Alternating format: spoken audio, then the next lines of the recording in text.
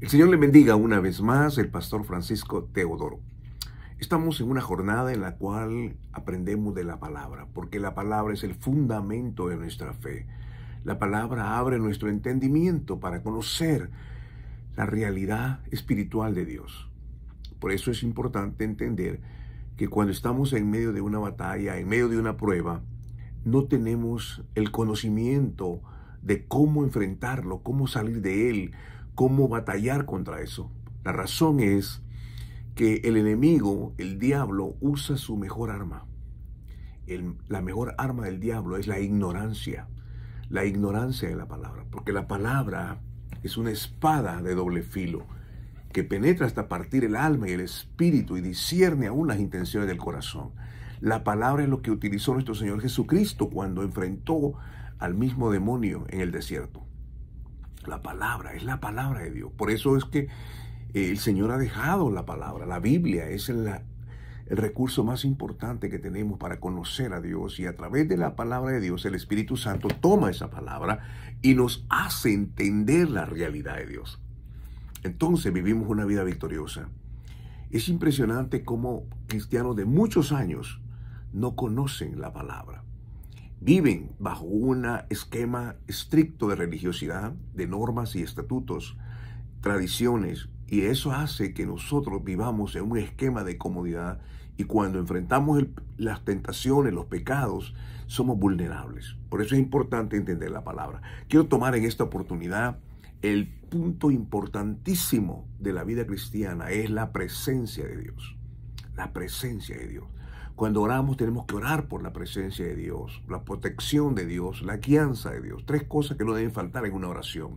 La presencia de Dios, pedir por esa presencia en nuestras vidas, en la vida de nuestros hijos, en la familia, la protección de Dios y también la guianza, la dirección, la sabiduría. Capítulo 33 del libro del Éxodo.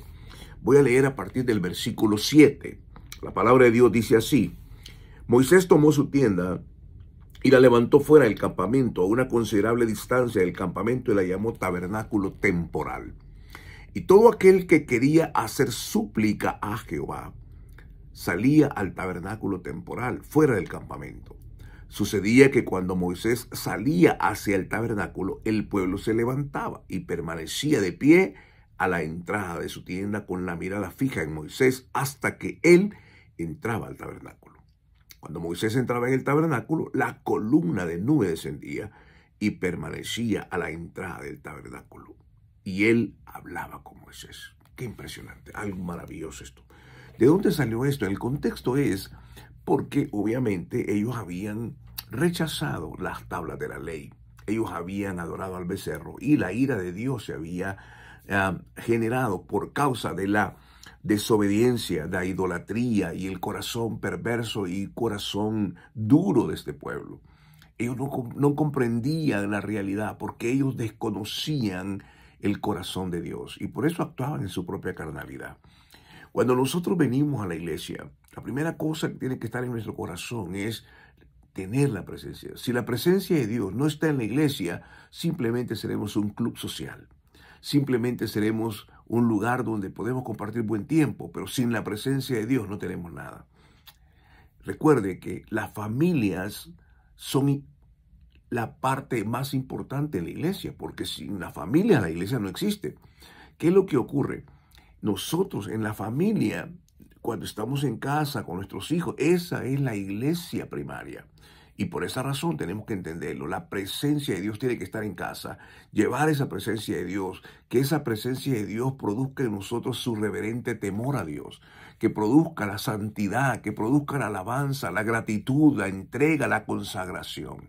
De esto se trata. La presencia de Dios es lo más fundamental, porque cuando la presencia de Dios viene a nosotros, entonces todas las cosas se ponen en orden. No estoy hablando de la presencia universal de Dios, estoy hablando de la presencia manifiesta, cuando Él viene y encuentra un pesebre donde morar, cuando empieza un corazón noble, dócil, un corazón que anhela y la presencia de Dios, Él se va a revelar. Queridos hermanos, vamos a ir en esta jornada cada vez hablando acerca de la presencia, la protección y también de la guianza y la sabiduría de Dios. Que Dios les bendiga.